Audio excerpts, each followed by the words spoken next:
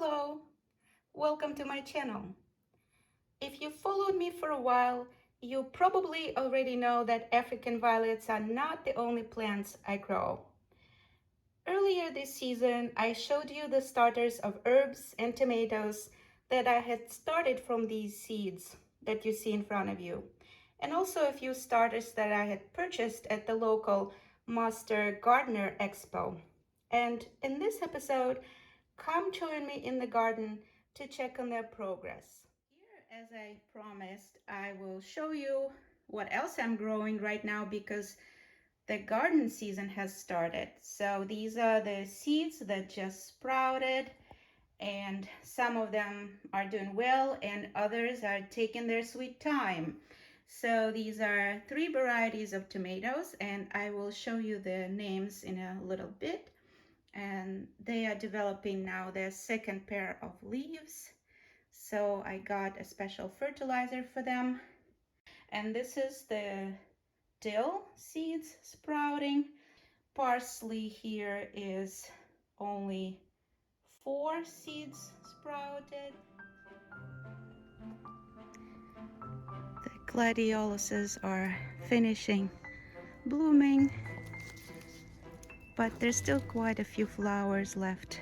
They're very bright and cheerful. And here I planted a couple of tomato starters that I had grown from seeds.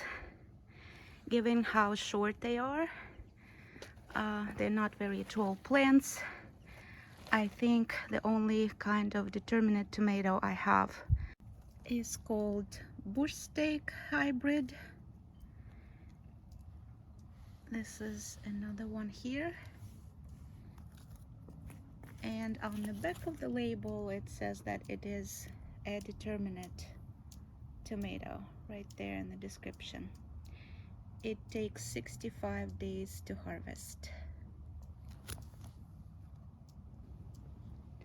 Now here next to this big yellow blooming wild plant that I didn't plant, it just planted on its own, and I keep it because it attracts a lot of bees, and we need bees to help us pollinate the tomatoes, the tomato blooms, so they can then become the fruit.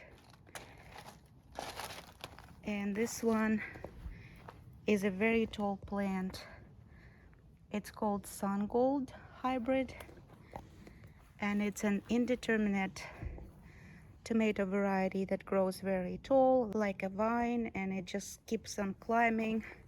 And it looks like this particular tomato support cage was not tall enough for it, so it just needs additional support. And Sungold tomato is known for being in the top 10 tomato varieties for the content of glucose or sugar.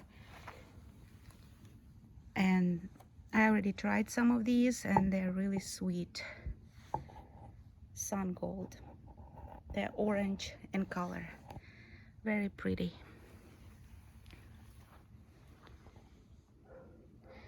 Next is a variety called Better Boy. This one came from Walmart.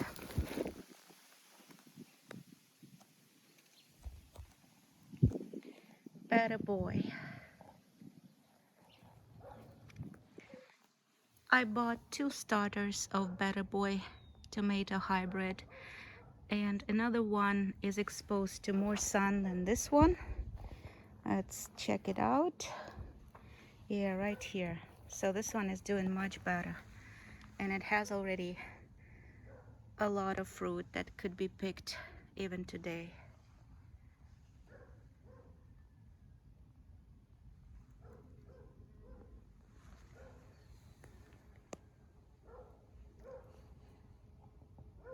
And then this one is a starter that I purchased from the Gardener Expo. It's a Czech hybrid called Stupis. And let me see how I can better show you this plant. It grows really with a lot of branches, really big plant. and produces the fruit that are not too large, but they're very flavorful.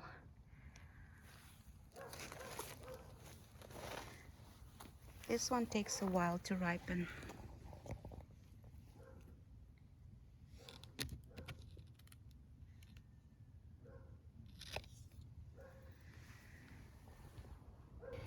Here, given how it is a little taller than the Bushsteak hybrids I showed previously, I think this one is the early treat hybrid, because this one is listed as indeterminate in the description, and sometimes some other sources listed as semi-determinate, which this plant looks a little bit more like, because it's not too tall, but it's also not very short. I wish I had labeled all of my seedlings, but that was too much work for me. So if this is an early treat, this one is listed as 49 days to harvest. We shall see when the fruit ripen. Here, the first plant, given its height, is definitely the determinate variety, the Bushsteak Hybrid.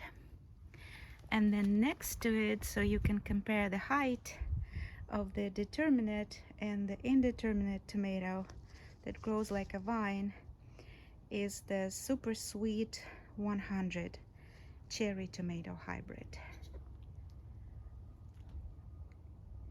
This one might need some additional support, because right now I didn't expect how tall this one will grow, and it only has one support pole, but it needs more.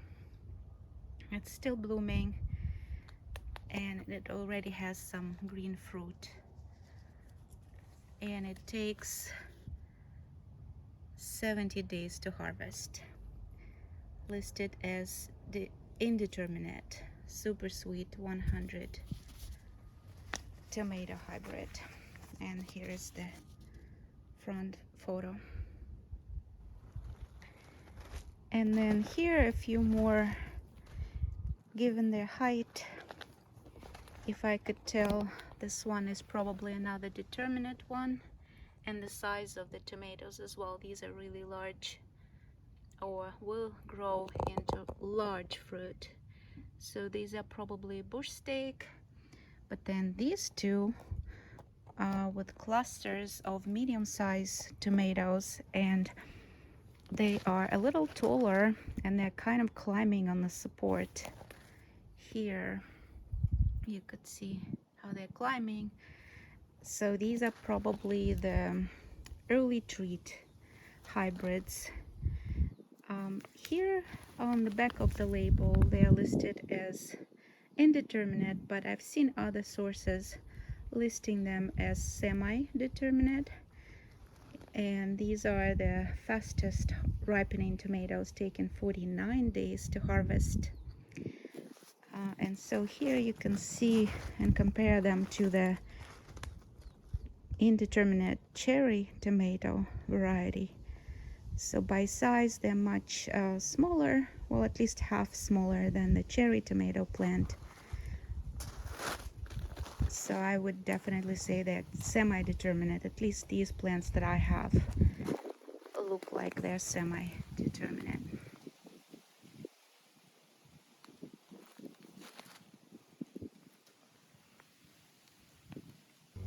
And since we're already here, I'll show you a verbena plant that is doing really well. I purchased it earlier this year and planted it here. It's kind of half shade, half sun. It reminded me of the African violets by its color. Really good for rock gardens. My parsley and dill are growing well here. This is the Big Italy parsley you see in front of you. Now here I wanted to show you this dill so you can compare it to the next plants of dill that I'll be showing. It is not growing well here because it is shaded by the fence and the buildings. So this spot needs some shade-loving plants for next year. Here I have some more of the tomato plants. These are the early treat hybrid.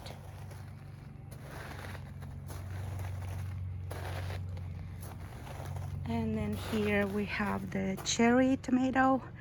This one is the super sweet 100, and it already has some red tomatoes on it, even though this one takes longer to harvest than the early treat according to the packaging. That one takes 45 days and this one takes 70 days.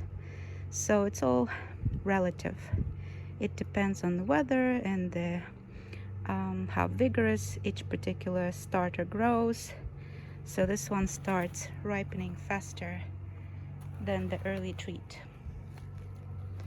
And now here we have the dill plants that are doing much better because they have more sun here. And this is called elephant dill, and you saw it growing from seeds earlier this spring.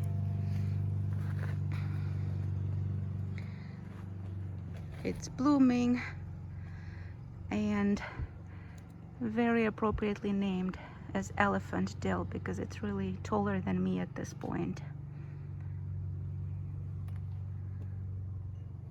More cherry tomatoes here. These are still green, but this is also very large and tall plant, the indeterminate variety. More elephant dill here. Here we have more cherry tomatoes. These are the same super sweet 100 hybrid, but these are much slower growing because they have a little more shade here because of this maple tree, so they don't grow as tall as their neighbor right there. And their tomatoes are still green and they look like gooseberries to me because they're kind of like stripy in color. Some of them are still blooming, and that's why we need those pollinating bees. And another elephant dill right there.